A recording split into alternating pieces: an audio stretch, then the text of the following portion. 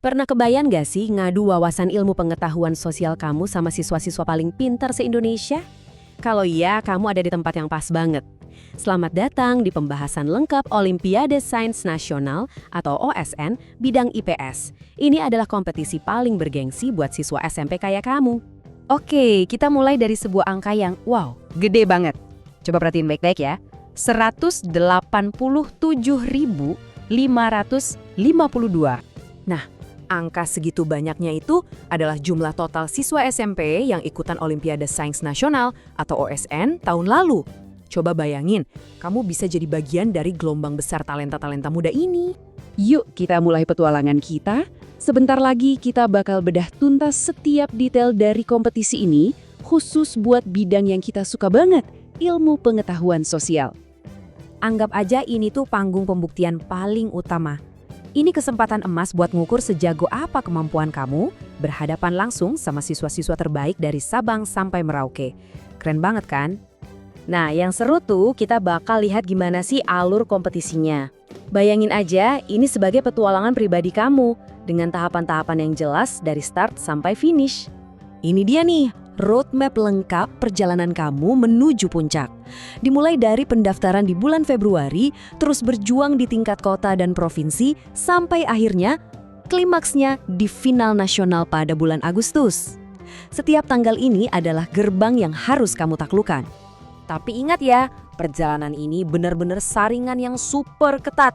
Setiap tahap itu dirancang buat nyari yang terbaik dari yang terbaik. Sampai nanti cuma tersisa segelintir elit yang maju ke babak akhir.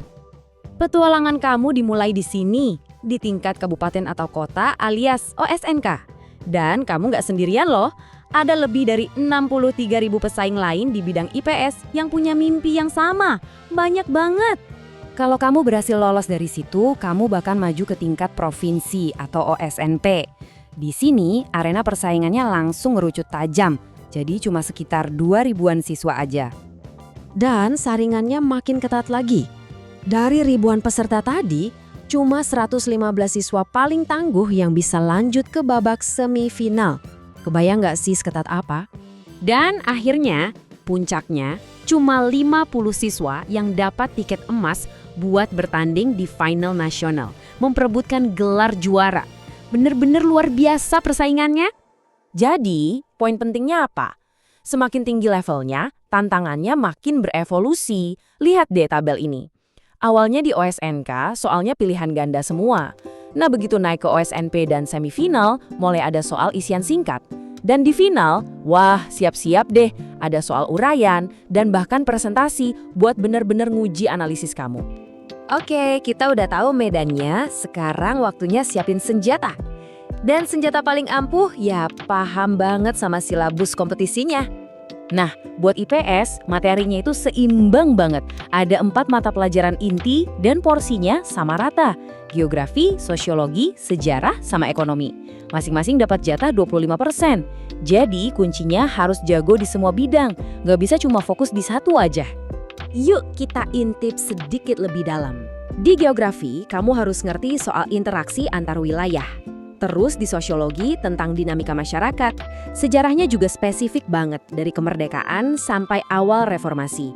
Dan terakhir ekonomi, tentang gimana para pelaku ekonomi ini berperan dalam sistem.